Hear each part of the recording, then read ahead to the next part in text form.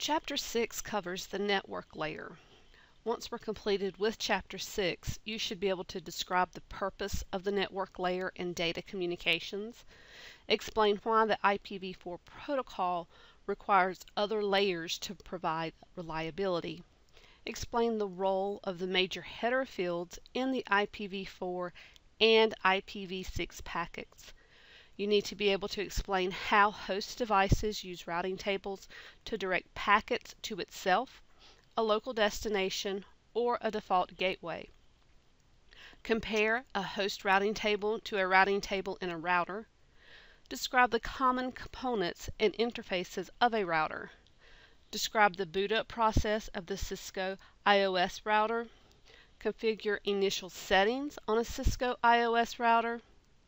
Configure two active interfaces on a Cisco IOS router, and configure the default gateway on network devices. Now let me just take a moment and say you're more than welcome to come to our Open Labs during our Open Labs schedule, and I have that posted in Blackboard so that you can come and actually get hands-on experience with the equipment. Now back to the lecture. Network applications and services on one end device can communicate with applications and services running on another end device. The way they do this is through the particular network layer that they're using. The protocols of the OSI model network layer specify addressing and processes that enable transport layer data to be packaged and transported.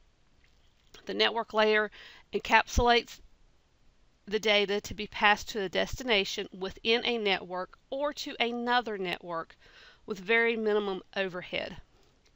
And like I said, this chapter is going to go over the role of the network layer.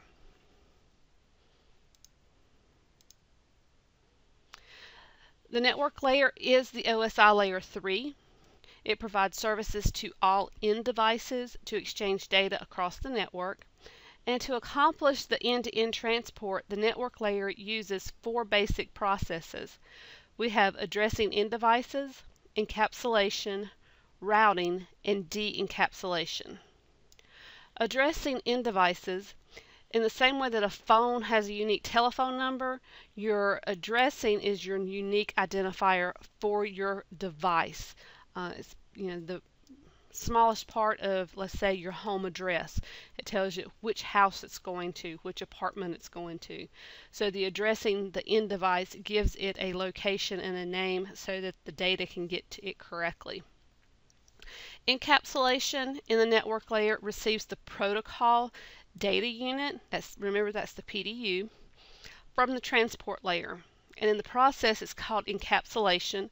The network layer adds the IP header information, such as the IP address of the source and destination. And after the header information is added to the PDU, it is now called a packet. Next we have routing, and that provides the service to direct the packets to the destination host on another network. In order for it to travel to other networks, the packet must be processed by a router. And the role of the router is to select the path for and direct packets toward the destination host in the process known as routing. A packet may cross many intermediary devices before reaching the destination host. And each route the packet takes to reach the destination host is called a hop. We have the packet encapsulated, and once it gets to the network it needs to be on, it needs to be de-encapsulated. So the host checks the IP header of the packet. If the destination IP address is within the header matches its own IP address, the IP header is removed from the packet or de-encapsulated. After the packet is de-encapsulated by the network layer, the resulting layer 4 PDU is passed up to the appropriate service at the transport layer. Differing from our transport layer, which is OSI layer 4 model that manages the data transport between the processes running at each host, the network layer protocols specify the packet structure and processing used to carry the data from one host to another host. Operating without regard to the data carried in each packet, allows the network layer to carry packets for multiple types of communication between multiple hosts. It doesn't get hung up on what program you want to use. It's just looking at your data. The animation here to the right shows you how the data is exchanged between two different networks. You can run that animation to see how the piece of data that's coming from the host at 192.168.32.11, it went through the application presentation session and got to the transport layer where it was turned into a segment. It was encapsulated and turned into a packet, then encapsulated and turned into a frame. Then it's routed, gets to its host network, and then it's de-encapsulated.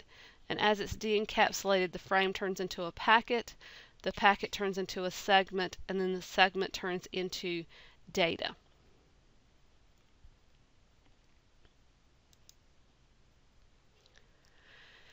The network layer has several different protocols in existence. However, only the following two are commonly implemented, and that is IPv4 and IPv6.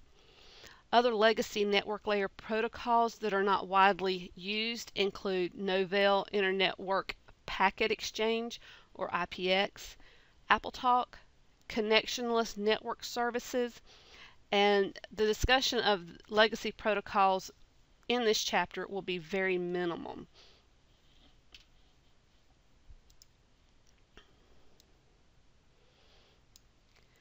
Some of the characteristics of the IP protocol is it's the network layer surface implemented by the TCP IP protocol suite, so it's the IP part of it. And IP was designed as a protocol with very low overhead. It provides only the functions that are necessary to deliver a packet from your source to your destination over the different systems that are connected.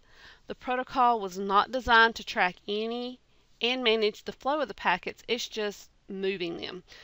These functions, if required, are performed by other protocols in other layers. So we're here at the network layer and we're only looking at moving the data. Some of the characteristics is it's connectionless. No connection with the destination is established before sending the data packet, so it doesn't have to reach out and make sure that the other end is there. It is a best effort. Packet delivery is not guaranteed, and it's media independent. It doesn't determine the media. It can go across copper, it can go across wireless. It doesn't matter to the IP protocol as to what it's using. The role of the network layer is to transport packets between hosts while placing as little burden on the network as possible. The more burden you put on your network, the slower your network will become. The network layer is not concerned with or even aware of the type of communications contained inside the packet. It doesn't look in it. The IP is connectionless. Like I said, it doesn't matter what media you're using. The example here in figure 1 is an example of the postal service. You drop a letter into the mailbox, it's sent out and gets to its destination. You don't read what's inside that packet or that letter in order for it to arrive. Connectionless data communications work on the same principle. IP is connectionless and therefore requires no initial exchange of control information to establish an end-to-end connection before packets are forwarded. So we have a packet here that's being sent. We've got our IP header on our segment. Then it's routed. It goes through its different formulations and different encapsulations. Then it's de-encapsulated when it gets to the host with its IP header and segment. IP is often referred to as an unreliable or best effort delivery protocol. It doesn't mean that IP works properly. Sometimes it does not function well at other times. It doesn't mean that it's a poor data communication protocol either. The fact that it's called unreliable just means that IP does not have the capability to manage and recover from undelivered or corrupt packets.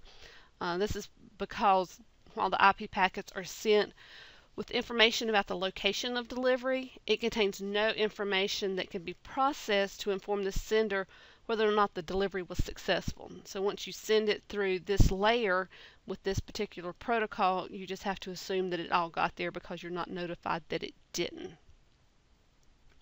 There's also no acknowledgement of the packet delivery with IP. There's no error control of the data to track whether the packets were delivered without corruption, and the packets may arrive at the destination corrupted, out of sequence, or not at all. If out of order or missing packets create problems for the application using the data, then an upper layer service such as TCP must resolve the issues. And this allows IP to function very efficiently. If reliability overhead were included in the IP, the communications would be slower. The figure here shows an example of IP communication. Connection-oriented protocols such as TCP require that the control data be exchanged to establish the connection to maintain information about the connection. Also, TCP requires additional fields in the PDU header, which makes it larger. And again, the more that you're sending across your network, the slower your network may become.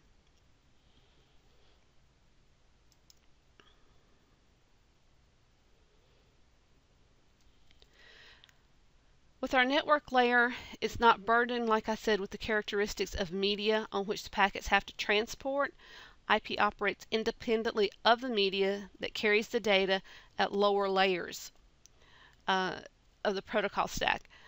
The example here, any individual IP packet can be communicated electrically over cable, as optical signals over fiber, or wirelessly over radio signals. It's the responsibility of the OSI data link layer to take an IP packet and prepare it for transmission over the communication medium. That's not the IP protocol's function or the network layer's function. This means that the transport of IP packets is not limited to any particular medium because the data link layer has taken care of addressing which type of media it's going across. One major characteristic of the media that the network layer considers is the maximum size of the PDU that each medium can transport. The characteristics is referred to as the maximum transmission unit, and part of the control communication between the data link layer and the network layer is the establishment of a maximum size for the packet. The data link layer passes the maximum transmission unit value up to the network layer, and the network layer then determines how large packets should be. So it takes into consideration what type media it's going, so it knows how big or small to make those packets. In some cases, an intermediate device, usually a router, must split up a packet when forwarding it from one medium to a medium with a smaller MTU, and this process is called fragmenting the packet or fragmentation. IP encapsulation or packages, it makes it smaller, it encapsulates it and adds information onto it. The transport layer segment by adding an IP header. The header is used to deliver the packet to the destination host, and the IP header remains in place from the time the packet leaves the network layer of the source host until it arrives at the network layer of the destination host. Figure 1 here shows you the process of creating the transport layer PDU, and then Figure 2 shows the subsequent process of creating the network layer PDU. So here at the transport layer, we have the segment header and the data. And then at the network layer, we've added the IP header.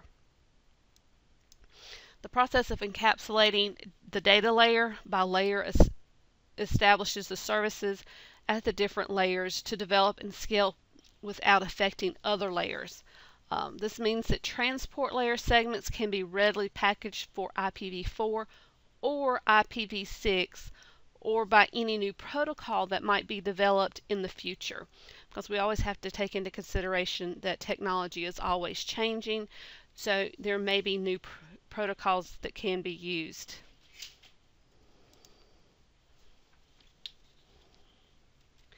You can do the activity here on IP characteristics, you're just going to read the information here. Once you've read it, you're going to click where you believe it goes, and it'll tell you if you're right or not. So this is a good little place to practice your knowledge. You can reset it and start over. The IPv4 packets, they've been used since 1983 when it was deployed by the Advanced Research Project Agency Network, or ARPANET, which was the precursor to the Internet. And the Internet is largely based on IPv4 addresses, which is still the most widely used network layer protocol. The IPv4 packets have two parts: the IP header, and that identifies the packet characteristics, and then you have the payload, which contains the layer 4 segment information and the actual data. You'll notice in the figure to your right, an IPv4 packet header consists of fields containing important information about the packet, and these fields contain binary numbers which are examined by the layer 3 process. The binary values of each field identify various settings of the IP packet. Significant fields in the IPv4 header include the version, and it contains a 4-bit binary value identifying the IP packet version. For IPv4 packets, this field is always set to 0100. It's differentiated services, or the DS. It was formerly called the type of service, or TOS field. The DS field is an 8-bit field used to determine the priority of each packet. The first 6 bits identify the differentiated services code point value that's used by a quality of service, or QoS, mechanism. The last 2 bits identify the explicit congestion notification value that can be used to prevent the drop packets during times of network congestion. Then you have your time to live, or TTL. It contains an 8-bit binary value that's used to limit the lifetime of the packet. The packet sender sets the initial time to live value and is decreased by 1 each time the packet is processed by a router or a hop. So each hop that it takes, it decreases the time to live value, and it goes down to 0. The router discards the packet and sends an Internet Control Message Protocol, or ICMP, time extended message to the source IP address to let it know that the time to live had run out and the packet was dropped. The traceroute command uses this field to identify the routers used between the source and destination. Then you have protocol, and this is the 8-bit binary value that indicates the data payload type that the packet is carrying, which enables the network layer to pass the data to the appropriate upper layer protocol. Some of the common values include ICMP, TCP, and UDP. Then you have your source address, and that contains a 32-bit binary value that represents the source IP address of the packet. And then you have the destination IP address, and that contains a 32-bit binary value that represents the destination IP address of the packet. The 2 most commonly referenced fields are the source and destination IP addresses, and these fields identify where the packet is from and where it's going. Kind of like on your envelope that we talked about earlier with mail, it's your sender and your receiver. The remaining fields are used to identify and validate the packet, or to reorder a fragmented packet if that occurs, to make sure things are correct. The fields used to identify and validate a packet include the Internet Header Length, or the IHL. It contains a 4-bit binary value identifying the number of 32-bit words in the header. The Internet Header Length value varies due to the options and padding fields. The minimum value of the field is 5, and the maximum value is 15. Then you have your total length, that's sometimes referred to as the packet length. This is a 16-bit field, and it defines the packet fragment size, including header and data, in bytes. The minimum length packet is 20 bytes, which is a 20-byte header plus a 0-byte data, and the maximum is 65,535 bytes. The header checksum is the next field, and that is a 16-bit field that's used for error checking of the IP header. The checksum of the header is recalculated and compared to the value of the checksum field. If the values do not match, the packet is discarded. Because if they don't match, then something has become corrupted. A router may have to fragment a packet when forwarding it from one medium to another medium that has a smaller MTU. When this happens, fragmentation occurs, and the IPv4 packet uses the following fields to keep track of the fragmentation. You have the identification, which is the 16-bit field uniquely identifies the fragment of an original IP packet. You have your flags, and this is a 3-bit field that identifies how the packet is fragmented. It's used with the fragmented offset and identification fields to help reconstruct a fragment into the original packet. Then you have your fragment offset, and this is a 13-bit field that identifies the order in which to place the packet fragment in the reconstruction of the original unfragmented packet. Again, here's one of those notes that you'll typically see again at some point in time in the future. The options and padding fields are rarely used and beyond the scope of this chapter, which means we're not going to cover it here, you're just going to be told about it.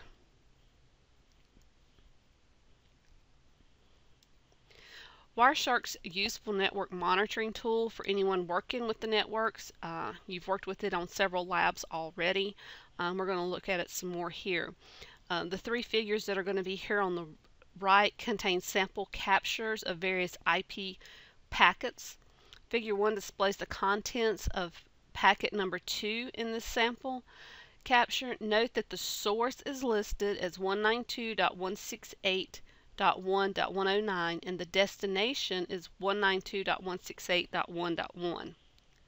The middle window contains information about the IPv4 header, such as the header length, the total length, and any flags that are set. The second figure here displays the contents of the packet number 8 in this sample and the ITTP packet. Also notice the presence of information beyond the TCP section. And then finally here in the third figure, it displays the contents of packet number 16 in this sample capture. And the sample packet is a ping request from the host at 192.168.1.109 to the host at 192.168.1.1. Notice how there is no TCP or UDP information because this is an Internet Control Message Protocol, or ICMP. Here we have another activity. You can look at the header information, determine where it lives. This is a good activity for you to work on. There's 2 parts to it, so I suggest that you work on that. Next, we're going to talk a little bit about IPv6 packets. IPv4 packets, in theory, we have run out of IPv4 addresses to use. The IP address depletion is a limited number of unique public IP addresses that are available. Although there are approximately 4 billion IPv4 addresses, the increasing number of new IP-enabled devices means that we're running out of them. If you'll think about it, even your smartphones have IPv addresses on them.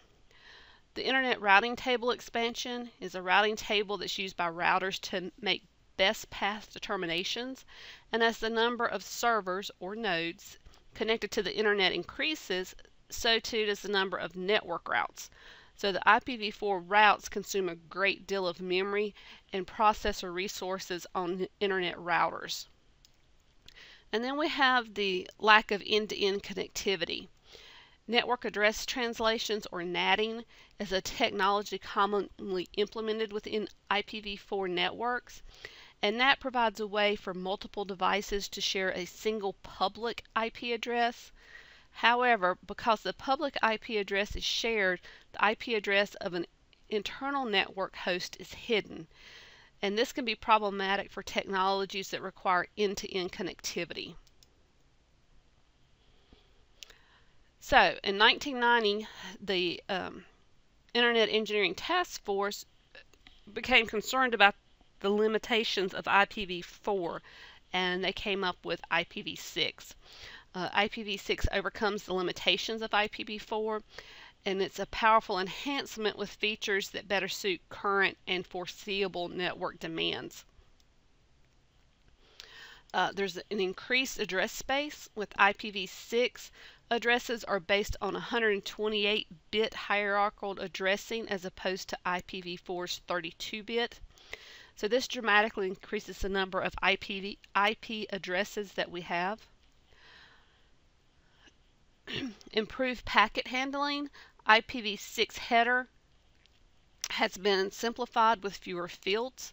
This improves packet handling by the intermediate devices or the routers, and provides support for extensions and options for increased scalability and longevity. It eliminates the need for NATing. With a large number of public IPv6 addresses, the NAT is not needed. Customer sites from the largest enterprises to single households can get a public IPv6 network address, and this avoids some of the NAT-induced application problems experienced by applications requiring end-to-end connectivity. Then you have integrated security. IPv6 natively supports authentication and privacy capabilities, whereas with IPv4, additional features had to be implemented in order to have those security features. The IPv4 address space provided approximately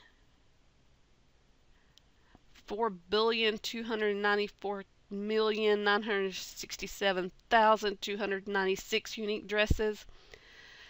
Of these, only 3.7 billion addresses are assignable because IPv4 addressing system separates the addresses into classes and reserves addresses for multicasting, testing, and other specific uses. So there are chunks of those 4 billion that we can't use.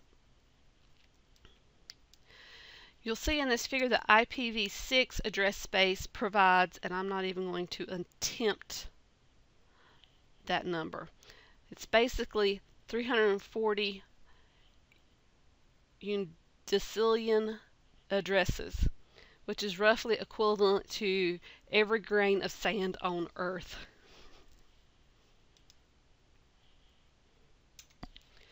One of the major improvements of IPv6 over the IPv4 is that the IPv6 header is simplified. When we had the IPv4 header, it had 20 octets and it had 12 basic header fields, not including the options field and the padding field. With IPv6 header, it has 40 octets, basically because the IP addresses are so large, and it has 8 header fields. 3 of the IPv4 basic header fields and 5 additional header fields. If you'll notice in figure 1, it shows the IPv4 header structure, and it shows the IPv6. Some of the fields have remained the same. Some of the fields from IPv4 header are not used at all, and some fields have changed names and positions. So you need to make sure you've gone over this and understand where everything resides. In addition, a new field has been added to IPv6 that's not used in IPv4, and you can see here in figure 2 the simplified header. IPv4 simplified header offers similar advantages over IPv4. You have better routing, efficiency, performance, forwarding, rate scalability. There is no requirement of processing checksums. It's simplified and more efficient extension header mechanism, and the flow label field for per-flow processing with no need to open the transport inner packet to identify the various traffic flows. So let's go over the IPv4 header. We have the version, and this field consists of a 4-bit binary value.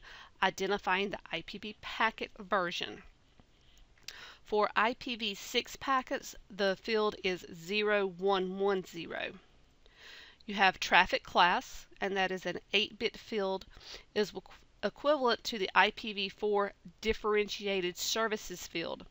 It also contains a 6-bit differentiated services code point value used to classify packets and a 2-bit explicit congestion notification used for traffic congestion control. Then we have our flow label. This is a 20-bit field, and it provides a special service for real-time applications. It can be used to inform routers and switches to maintain the same path for the packet flow so that the packets are not reordered. You have your payload length. This 16-bit field is equivalent to the total length field of the IPv4 header. It defines the entire packet fragment size, including header and optional extensions. Then you have next header, and this is an 8-bit field. It's equivalent to IPv4's protocol field. Then we have our hop limit. This 8-bit field replaces the IPv4 time to live field. This value is decremented by 1 by each router that forwards the packet. Again, like with IPv4, when it hits 0, the packet is discarded. An ICMP version 6 message is forwarded to the sending host to let it know that the packet was dropped. Then you have your source IP address and then your destination IP address.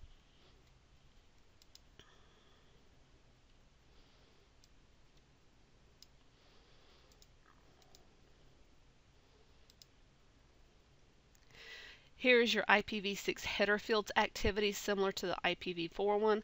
I would suggest that you go through this, practice it several times before you attempt your exam.